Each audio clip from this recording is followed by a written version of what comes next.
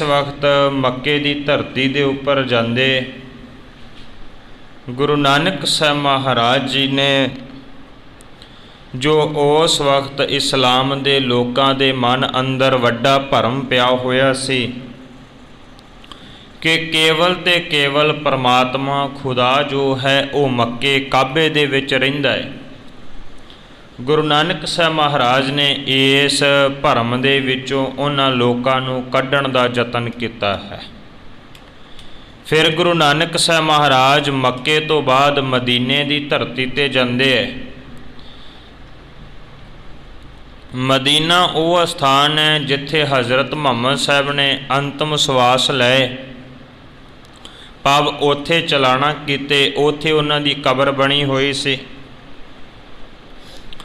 हर हाजी जिहड़ा भी हज करन वास्ते जांदा है उहदी हज तां ही सफल मन्नी जा सकती है जेकर वो मक्के तो बाद मदीने की धरती के उपर भी जावे। गुरु नानक साहब महाराज मक्के तो बाद मदीने की धरती ते जांदे है और सतगुरु उथे भी जाके उथों दे काजियां नूं सच दा उपदेश दिंदे है।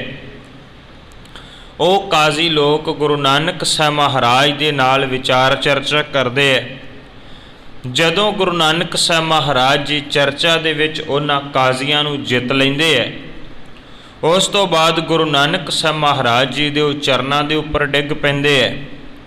फिर सतगुरु केड़ियां रहमतां करदे है। कवि संतोख सिंह जी अज दे इस प्रसंग दे राहीं दर्शा रहे हैं, लड़ीवार इतिहास की विचार नाल जुड़न का यतन कर सकीए। इसलिए आप संगत रसना तो उच्चारण करियो। सारे आखियो जी सतनाम वाहे गुरु साहिब जी। आदर कर गुर भांत से आसन ऊंच बलसाए, कीते द्वै कर बंद के निज उपदेश बताए। गुरु नानक साहब महाराज जिस वक्त मदीने की धरती के उपर गए, उन्हां काजियां दे नाल चर्चा हुई।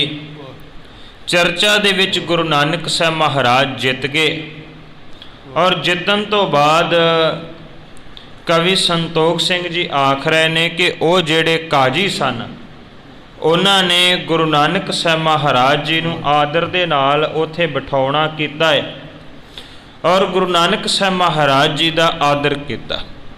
कला मदीना ही क्यों, जिथे जिथे भी गुरु नानक साहब महाराज गए, जदों बाबे ने शब्द दे नाल सारियां नूं जित लिया और जितन तो बाद सारे लोग गुरु नानक साहब महाराज के चरनां दे उपर झुके है।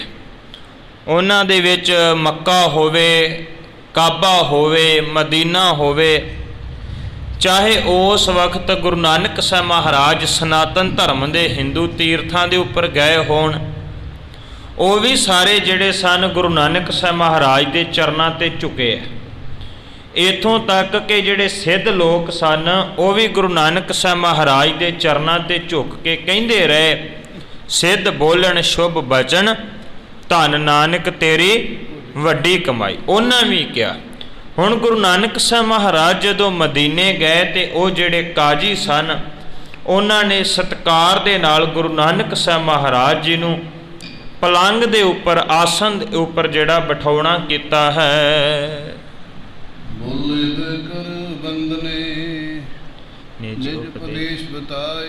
उस वक्त फिर गुरु नानक साहब महाराज के सन्मुख हाथ जोड़ के वो जेड़े काजी सन वो कहन लगे, कहंदे हे गुरु नानक साहब महाराज किरपा करो, सानू कोई उपदेश जेड़ा है वो समझा देना करो, सानू कोई उपदेश देना करो।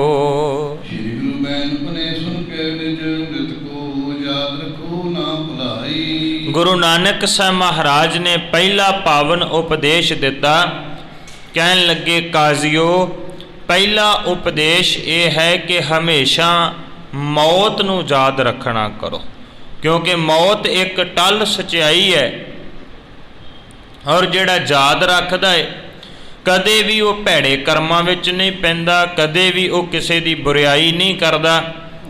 ਗੁਰੂ ਨਾਨਕ ਸਾਹਿਬ ਮਹਾਰਾਜ ਨੇ ਜਦੋਂ ਇਸਲਾਮ ਦੇ ਲੋਕਾਂ ਦੇ ਵਾਸਤੇ ਇਹ ਬਚਨ ਕਿਹਾ ਸੀ ਤੇ ਪਾਵਨ ਬਚਨ ਉਚਾਰਨ ਕੀਤਾ ਸਤਿਗੁਰੂ ਨੇ, ਯਕ ਅਰਜ ਗੁਫਤਮ ਪੇਸ਼ ਤੋ ਦਰ ਗੋਸ਼ ਕੁਨ ਕਰਤਾਰ, ਹੱਕਾ ਕਬੀਰ ਕਰੀਮ ਤੂੰ ਬੇਐ ਪਰਵਦਗਾਰ, ਦੁਨੀਆ ਮੁਕਾਮੈ ਫਾਨੀ ਤਹਿਕੀਕ ਦਿਲਦਾਨੀ।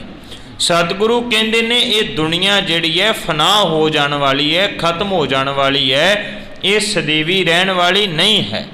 ਗੁਰੂ ਨਾਨਕ ਸਾਹਿਬ ਮਹਾਰਾਜ ਨੇ ਉੱਥੋਂ ਦੇ ਕਾਜ਼ੀਆਂ ਨੂੰ ਵੀ ਇਹ ਗੱਲ ਕਹੀ ਕਿ ਕਾਜ਼ੀਓ ਤੁਸੀਂ ਸਾਰਿਆਂ ਤੋਂ ਪਹਿਲਾਂ ਮੌਤ ਜਿਹੜੀ ਹੈ ਉਹਨੂੰ ਯਾਦ ਰੱਖਣਾ ਕਰੋ।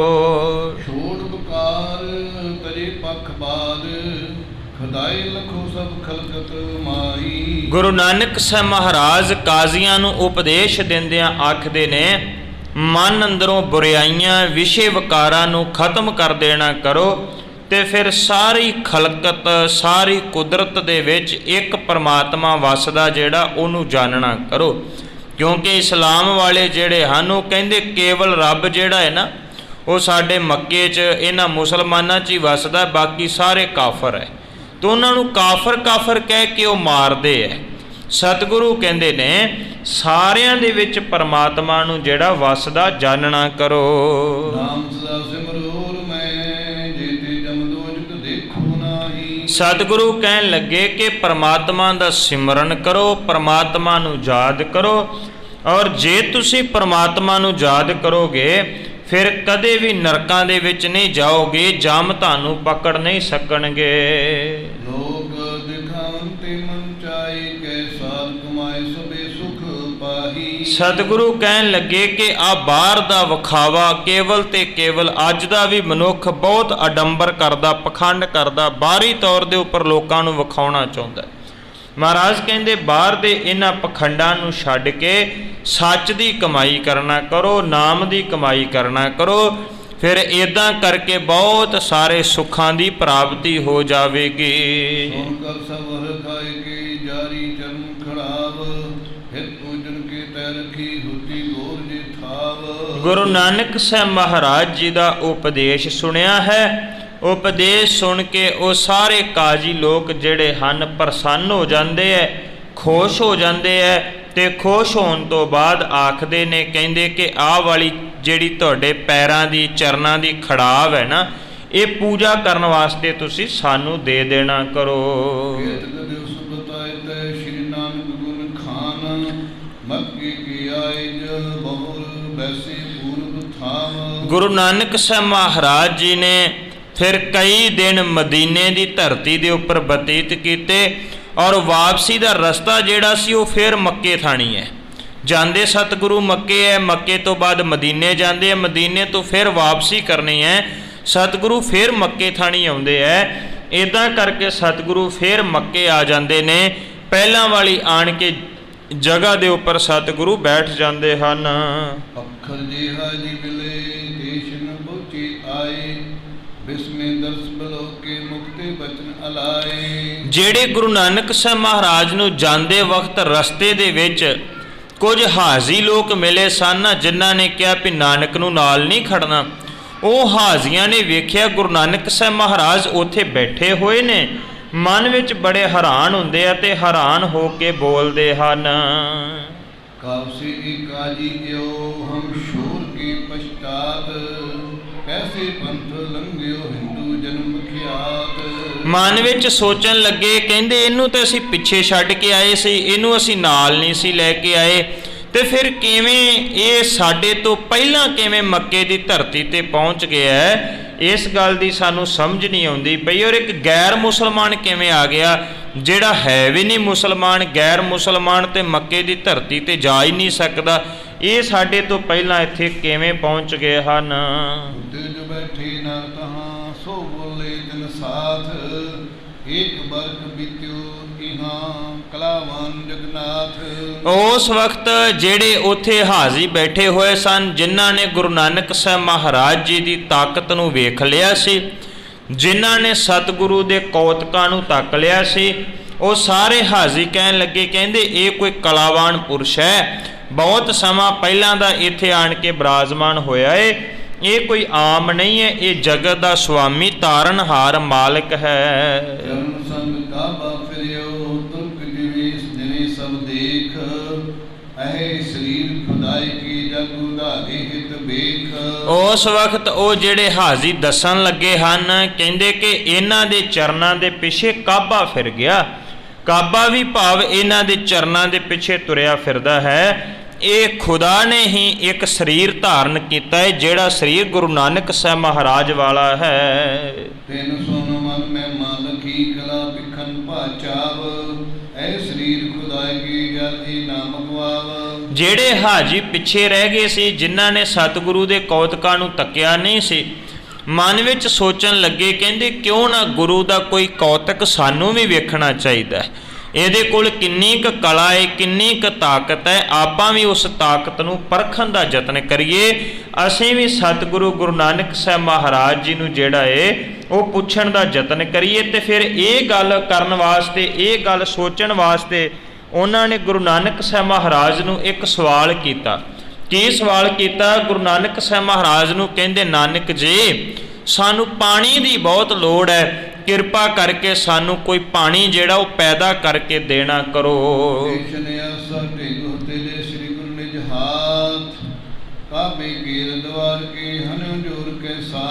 ਗੁਰੂ ਨਾਨਕ ਸਾਹਿਬ ਮਹਾਰਾਜ ਦੇ ਹੱਥ ਵਿੱਚ ਡਾਂਗ ਹੁੰਦੀ ਸੀ। ਬਾਬਾ ਵੀ ਸ਼ਸਤਰਧਾਰੀ ਹੈ। ਗੁਰੂ ਨਾਨਕ ਸਾਹਿਬ ਮਹਾਰਾਜ ਦੇ ਇੱਕ ਹੱਥ ਵਿੱਚ ਡਾਂਗ, ਦੂਜੇ ਹੱਥ ਵਿੱਚ ਕਿਤਾਬ। ਬਾਬੇ ਦੇ ਹੱਥ ਵਿੱਚ ਜੋ ਡਾਂਗ ਸੀ, ਉਹਨਾਂ ਨੇ ਉਸੇ ਵੇਲੇ ਫੜ ਕੇ ਉਹ ਡਾਂਗ ਜਿਹੜੀ ਹੈ ਨਾ ਕਾਬੇ ਦੀ ਦੀਵਾਰ ਦੇ ਉੱਪਰ ਮਾਰੀ। ਉਹਦੇ ਵਿੱਚੋਂ ਜਿਹੜਾ ਸੀ ਪਾਣੀ ਜਿਹੜਾ ਹੈ ਉਹ ਚਸ਼ਮਾ 1 ਫੁੱਟ ਪੈਂਦਾ ਹੈ। ਗੁਰੂ ਨਾਨਕ ਸਾਹਿਬ ਮਹਾਰਾਜ ਦੇ ਹੱਥ ਵਿੱਚ ਡਾਂਗ। ਇਸ ਗੱਲ ਦਾ ਜ਼ਿਕਰ ਸੱਚ ਹੈ ਕਿ ਇੱਕ ਗੁਰਦੁਆਰਾ ਸਾਹਿਬ ਵੀ ਬਣਿਆ ਹੋਇਆ ਡਾਂਗ ਮਾਰ ਸਾਹਿਬ, ਉੱਥੇ ਵੀ ਮਹਾਰਾਜ ਨੇ ਜਾ ਕੇ ਡਾਂਗ ਮਾਰੀ। ਭਾਵ ਸਤਿਗੁਰੂ ਆਪਣੇ ਹੱਥ ਵਿੱਚ ਡਾਂਗ ਰੱਖਦੇ ਸੀ, ਸ਼ਸਤਰ ਰੱਖਦੇ ਸੀ। ਔਰ ਇੱਥੋਂ ਤੱਕ ਕਈ ਇਤਿਹਾਸਕਾਰ ਕਹਿੰਦੇ ਮਹਾਰਾਜ ਨੇ ਆਪਣੇ ਹੱਥ ਵਿੱਚ ਬਰਸ਼ਾ ਵੀ ਰੱਖਿਆ ਹੈ। ਬਰਸ਼ਾ ਵੀ ਸ਼ਸਤਰ ਦਾ ਪ੍ਰਤੀਕ ਹੈ। ਗੁਰੂ ਨਾਨਕ ਸਾਹਿਬ ਮਹਾਰਾਜ ਰਾਜ ਤੇ ਜੋਗ ਦੋਵਾਂ ਦੇ ਧਾਰਨੀ ਸੀ। ਜਿੱਥੇ ਉਹਨਾਂ ਦੇ ਹੱਥ ਵਿੱਚ ਸ਼ਸਤਰ ਤੇ ਸ਼ਾਸਤਰ ਦੋਵੇਂ ਚੀਜ਼ਾਂ ਹੈ, ਧਰਮ ਵੀ ਹੈ ਤੇ ਰਾਜ ਦੋਵਾਂ ਦੀ ਬਾਤ ਸਤਿਗੁਰੂ ਨੇ ਪਾਈ। ਜਿੱਦਣ ਗੁਰੂ ਨਾਨਕ ਸਾਹਿਬ ਨੇ ਅਖੀਰਲੀ ਪ੍ਰੀਖਿਆ ਲਈ ਸੀ ਭਾਈ ਲਹਿਣਾ ਜੀ ਦੀ, ਉਦਣ ਵੀ ਬਾਬੇ ਨੇ ਆਪਣੇ ਹੱਥ ਵਿੱਚ ਡਾਂਗ ਪਕੜ ਲਈ। ਜਦੋਂ ਡਾਂਗ ਫੇਰਨੀ ਸ਼ੁਰੂ ਕੀਤੀ, ਬਾਕੀ ਸਾਰੇ ਦੌੜ ਗਏ, ਕੇਵਲ ਭਾਈ ਲਹਿਣਾ ਜੀ ਉਹਦੇ ਵਿੱਚੋਂ ਨਿਤਰੇ ਸੀ। ਭਾਵ ਸਤਿਗੁਰੂ ਦੇ ਹੱਥ ਵਿੱਚ ਸ਼ਸਤਰ ਸੀ। ਮਹਾਰਾਜ ਨੇ ਉਹ ਡਾਂਗ ਮਾਰੀ ਜਦੋਂ ਜ਼ੋਰ ਦੇ ਨਾਲ ਦੀਵਾਰ ਦੇ ਉੱਪਰ, ਕਾਬੇ ਦੀ ਦੀਵਾਰ ਦੇ ਉੱਪਰ।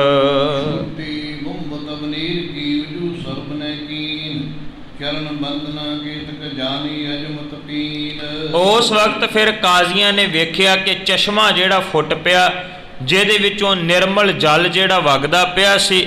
ਉਹ ਜਿਹੜੇ ਹਾਜੀ ਤੇ ਕਾਜ਼ੀ ਲੋਕ ਸਨ, ਉਹਨਾਂ ਸਾਰਿਆਂ ਨੇ ਉਸ ਚਸ਼ਮੇ ਦੇ ਵਿੱਚੋਂ ਫਿਰ ਇਸ਼ਨਾਨ ਕੀਤਾ ਹੈ।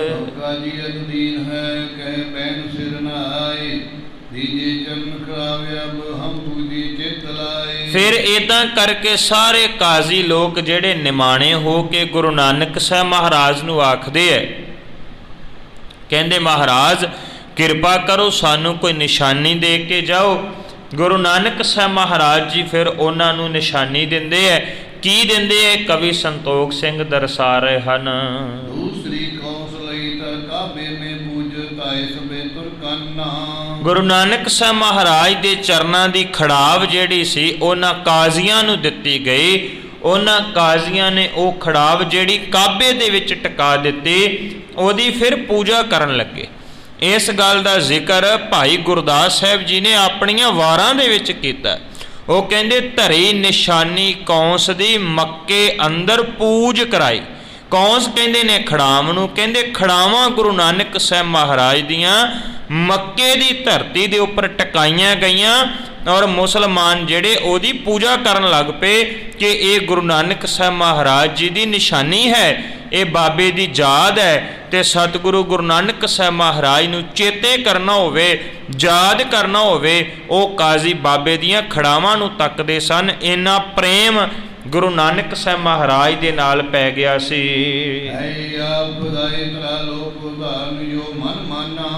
ਆਪਣੇ ਮਨ ਵਿੱਚ ਆਖਦੇ ਸੀ, ਗੁਰੂ ਨਾਨਕ ਸਾਹਿਬ ਮਹਾਰਾਜ ਨੂੰ ਹੱਥ ਜੋੜ ਕੇ ਬੇਨਤੀਆਂ ਕਰਦੇ ਸੀ, ਕਹਿੰਦੇ ਸਤਿਗੁਰੂ ਤੁਸੀਂ ਖੁਦਾ ਦਾ ਰੂਪ ਹੋ, ਤੁਸੀਂ ਪਰਮਾਤਮਾ ਦਾ ਰੂਪ ਹੋ, ਔਰ ਇਹ ਮਾਨਵਤਾ ਦਾ, ਮਨੁੱਖਤਾ ਦਾ ਉਧਾਰ ਕਰਨ ਵਾਸਤੇ ਤੁਸੀਂ ਸੰਸਾਰ ਤੇ ਆਏ ਹੋ।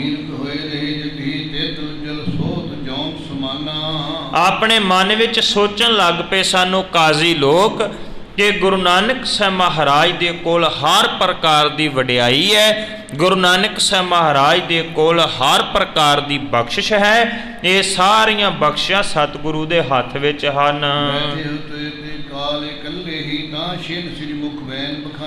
ਬਹੁਤ ਦਿਨ ਗੁਰੂ ਨਾਨਕ ਸਾਹਿਬ ਮਹਾਰਾਜ ਨੇ ਫਿਰ ਉੱਥੇ ਮੱਕੇ ਦੀ ਧਰਤੀ ਤੇ ਬਤੀਤ ਕੀਤੇ।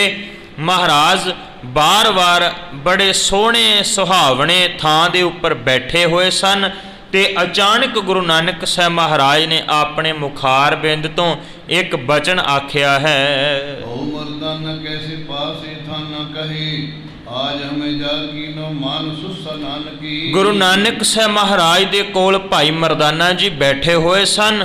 ਮਹਾਰਾਜ ਨੇ ਅਚਾਨਕ ਉੱਠ ਕੇ ਕਿਹਾ, ਮਰਦਾਨਿਆ ਸਾਨੂੰ ਭੈਣ ਨਾਨਕੀ ਜਿਹੜੀ ਉਹ ਯਾਦ ਕਰਦੀ ਪਈ ਹੈ। ਚਲੇ ਅਬ ਚਾਹੀਏ ਨਾ ਬਲੰਬ ਕੋ ਲਗੀ ਸੁਧ ਲੀਜੇ ਬੇਗ ਜਾਏ ਕਰ ਪੁਰ ਸੁਲਤਾਨ ਕੀ। ਗੁਰੂ ਨਾਨਕ ਸਾਹਿਬ ਮਹਾਰਾਜ ਕਹਿੰਦੇ ਮਰਦਾਨਿਆ ਚੱਲੀਏ। ਬਾ ਮਰਦਾਨਾ ਕਹਿੰਦਾ ਮਹਾਰਾਜ ਕਿੱਥੇ? ਸਤਿਗੁਰੂ ਕਹਿੰਦੇ ਸੁਲਤਾਨਪੁਰ ਨੂੰ ਚੱਲੀਏ, ਭੈਣ ਜਿਹੜੀ ਉੱਥੇ ਬੈਠੀ ਸਾਨੂੰ ਚੇਤੇ ਕਰ ਰਹੀ, ਯਾਦ ਕਰ ਰਹੀ ਹੈ। ਸੰਧਿਆ ਕਾਲ ਭਿਓ ਕਬ ਕੈਸੇ ਬਿਦ ਬਨੇ ਤਹਾਂ ਪੂਰਨ ਕੀ ਜਾਨ ਕੀ। ਗੁਰੂ ਨਾਨਕ ਸਾਹਿਬ ਮਹਾਰਾਜ ਦੇ ਸਾਹਮਣੇ ਹੱਥ ਜੋੜ ਕੇ ਮਰਦਾਨਾ ਜੀ ਕਹਿਣ ਲੱਗੇ, ਮਹਾਰਾਜ ਹੁਣ ਤੇ ਸ਼ਾਮ ਪੈਂਦੀ ਪਈ ਹੈ, ਇਸ ਵੇਲੇ ਆਪਾਂ ਕਿੱਥੇ ਜਾਵਾਂਗੇ, ਇਸ ਕਰਕੇ ਹੁਣ ਇੱਕ ਰਾਤ ਜਿਹੜੀ ਬਤੀਤ ਕਰ ਲਈਏ, ਆਪਾਂ ਕੱਲ ਨੂੰ ਚੱਲਣਾ ਕਰਾਂਗੇ।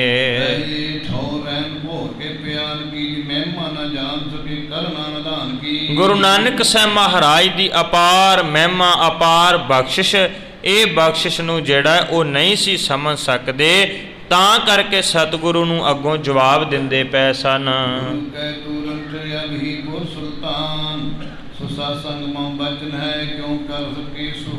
ਸਤਿਗੁਰੂ ਕਹਿਣ ਲੱਗੇ, ਨਹੀਂ ਮਰਦਾਨਿਆ ਮੈਂ ਭੈਣ ਨੂੰ ਵਚਨ ਦਿੱਤਾ ਹੈ, ਜਦੋਂ ਵੀ ਮੈਨੂੰ ਨਾਨਕੀ ਯਾਦ ਕਰੇਗੀ ਮੈਂ ਉਹਦੇ ਕੋਲ ਜਾਇਆ ਕਰਾਂਗਾ, ਮੈਂ ਇਸ ਕਰਕੇ ਇਸ ਬਚਨ ਨੂੰ ਮੋੜ ਨਹੀਂ ਸਕਦਾ।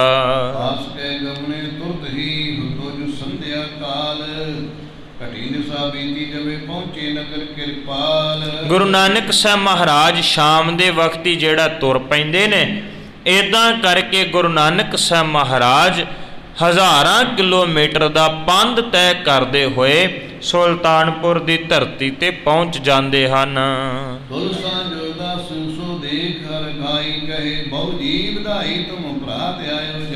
ਸਤਿਗੁਰੂ ਗੁਰੂ ਨਾਨਕ ਸਾਹਿਬ ਮਹਾਰਾਜ ਨੂੰ ਆਉਂਦਿਆਂ ਤੱਕਿਆ। ਤੁਲਸਾ ਜੀ ਨੇ ਜਿਹੜੀ ਦਾਸੀ ਸੀ, ਨਾਨਕੀ ਜੀ ਦੇ ਘਰ ਵਿੱਚ ਕੰਮ ਕਰਦੀ ਸੀ, ਉਹਨੇ ਤੱਕਿਆ, ਦੌੜੀ ਆਈ ਆਣ ਕੇ ਕਹਿੰਦੀ, ਨਾਨਕੀ ਤੈਨੂੰ ਵਧਾਈ ਹੋਵੇ ਕਿਉਂਕਿ ਤੇਰਾ ਭਰਾ ਜਿਹੜਾ ਉਹ ਘਰ ਵਿੱਚ ਆ ਗਿਆ ਹੈ।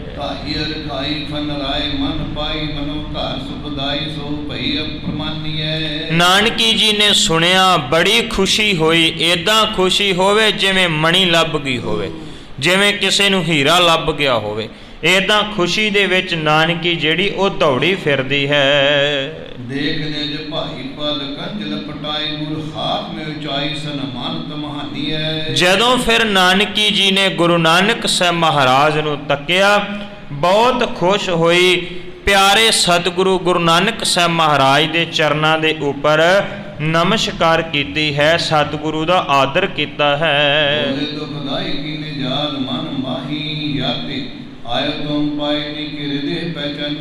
ਗੁਰੂ ਨਾਨਕ ਸਾਹਿਬ ਮਹਾਰਾਜ ਜੀ ਨੇ ਉਸ ਵਕਤ ਨਾਨਕੀ ਜੀ ਨੂੰ ਕਿਹਾ, ਨਾਨਕੀ ਤੂੰ ਸਾਨੂੰ ਯਾਦ ਕੀਤਾ ਸੀ, ਆ ਦੇਖ ਅਸੀਂ ਤੇਰੇ ਕੋਲ ਪਹੁੰਚ ਗਏ ਹਾਂ, ਤੇਰੇ ਮਨ ਦੀ ਇੱਛਾ ਜਿਹੜੀ ਉਹਨੂੰ ਪੂਰੀਆਂ ਕੀਤਾ ਹੈ।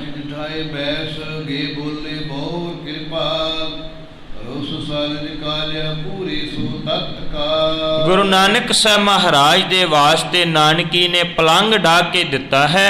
ਸਤਿਗੁਰੂ ਗੁਰੂ ਨਾਨਕ ਸਾਹਿਬ ਮਹਾਰਾਜ ਕਿਰਪਾਲੂ ਸੁਭਾਅ ਦੇ ਮਾਲਕ ਉਸ ਪਲੰਗ ਦੇ ਉੱਪਰ ਬਿਰਾਜਮਾਨ ਹੋ ਜਾਂਦੇ ਹੈ ਔਰ ਫਿਰ ਗੁਰੂ ਨਾਨਕ ਸਾਹਿਬ ਮਹਾਰਾਜ ਤੇ ਨਾਨਕੀ ਆਪਸ ਦੇ ਵਿੱਚ ਬਚਨ ਬਲਾਸ ਕਰਦੇ ਹਨ। ਨਾਨਕੀ ਕਹਿਤ ਜਗ ਚਾਹੇ ਦਰਸ਼ਨ ਹਿਤ, ਕੀਨੋ ਚਿਤ ਮਿਲੇ ਬਿਨ ਬਰਕਤ ਤਾਈ ਹੈ। ਉਸ ਵਕਤ ਨਾਨਕੀ ਜੀ ਕਹਿਣ ਲੱਗੇ, ਸਤਿਗੁਰੂ ਕਈ ਸਾਲ ਹੋ ਗਏ ਨੇ ਆਪ ਜੀ ਦੇ ਦਰਸ਼ਨ ਨਹੀਂ ਕੀਤੇ, ਇਸ ਕਰਕੇ ਆਪ ਦੇ ਦਰਸ਼ਨ ਕਰਨ ਨੂੰ ਚਿੱਤ ਕਰਦਾ ਸੀ, ਤਾਂ ਕਰਕੇ ਆਪ ਜੀ ਨੂੰ ਯਾਦ ਕੀਤਾ ਸੀ।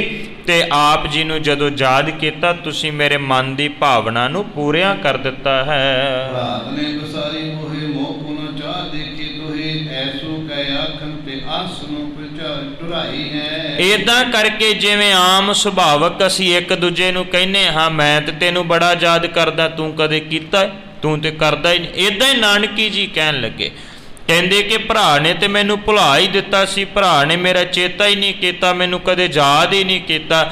ਇਹਦਾ ਬਚਨ ਕਰਦਿਆਂ ਕਰਦਿਆਂ ਇੰਨਾ ਮਨ ਅੰਦਰ ਪ੍ਰੇਮ ਆਇਆ ਕਿ ਨਾਨਕੀ ਦੀਆਂ ਅੱਖਾਂ ਦੇ ਵਿੱਚੋਂ ਨੀਰ ਵਹਿਣ ਲੱਗ ਪਿਆ ਹੈ।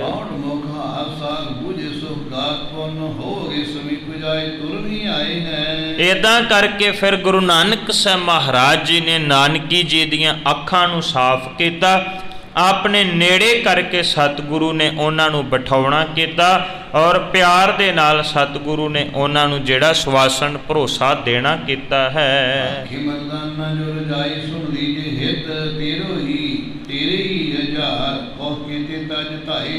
ਇਦਾਂ ਕਰਕੇ ਫਿਰ ਮਰਦਾਨਾ ਜੀ ਕਹਿਣ ਲੱਗੇ, ਕਹਿੰਦੇ ਭੈਣ ਜੀ ਦੇਖੋ ਤੁਹਾਡੇ ਪ੍ਰੇਮ ਦੇ ਵਿੱਚ ਬੱਝੇ ਹੋਏ ਕਿੰਨੇ ਹਜ਼ਾਰਾਂ ਕਿਲੋਮੀਟਰ ਦਾ ਸਫ਼ਰ ਤੈਅ ਕਰਕੇ ਅਸੀਂ ਤੁਹਾਨੂੰ ਮਿਲਣ ਵਾਸਤੇ ਆਏ ਹਾਂ, ਤੇ ਇਦਾਂ ਕਰਕੇ ਜਿਹੜਾ ਹੈ ਉਹ ਤੁਹਾਡੇ ਪ੍ਰੇਮ ਦੇ ਵਿੱਚ ਬੱਝੇ ਹੋਏ ਗੁਰੂ ਨਾਨਕ ਸਾਹਿਬ ਮਹਾਰਾਜ ਚੱਲ ਕੇ ਆਏ ਹਨ। ਸ੍ਰੀ ਚੰਦਿਆਨ ਕੀ ਨੂੰ ਠੰਡੋ ਗਵਾਨ ਜਬ ਬੰਦੀ ਮੈਨੇ ਪਾਨ ਤਬ ਬੈਨ ਸੇ ਬਖਾਨੀਆਂ। ਫਿਰ ਲਿਆ ਕੇ ਗੁਰੂ ਨਾਨਕ ਸਾਹਿਬ ਮਹਾਰਾਜ ਦੇ ਵੱਡੇ ਸਪੁੱਤਰ ਬਾਬਾ ਸ਼੍ਰੀ ਚੰਦ ਜੀ ਨੂੰ ਸਾਹਮਣੇ ਲਿਆ ਕੇ ਖੜਾ ਕੀਤਾ। ਸਤਿਗੁਰੂ ਨੇ ਉਹਨਾਂ ਦੇ ਸਿਰ ਦੇ ਉੱਪਰ ਹੱਥ ਫੇਰ ਕੇ ਪ੍ਰੇਮ ਦਿੱਤਾ ਹੈ। ਸਤਿਗੁਰੂ ਗੁਰੂ ਨਾਨਕ ਸਾਹਿਬ ਮਹਾਰਾਜ ਨੇ ਪਿਆਰ ਕੀਤਾ ਹੈ।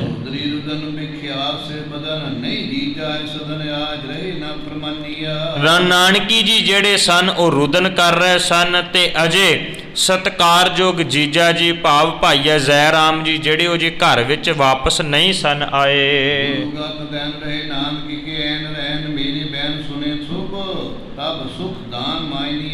ਗੁਰੂ ਨਾਨਕ ਸਾਹਿਬ ਮਹਾਰਾਜ ਉੱਥੇ ਹੀ ਘਰ ਦੇ ਵਿੱਚ ਰੁਕ ਜਾਂਦੇ ਹਨ। ਗੁਰੂ ਨਾਨਕ ਸਾਹਿਬ ਮਹਾਰਾਜ ਜਿਹੜੇ ਸੁੱਖ ਦੇਣ ਵਾਲੇ ਸੁੱਖਾਂ ਦੇ ਘਰ ਨਾਨਕੀ ਦੇ ਘਰ ਵਿੱਚ ਰੁਕੇ ਹੋਏ ਸਨ।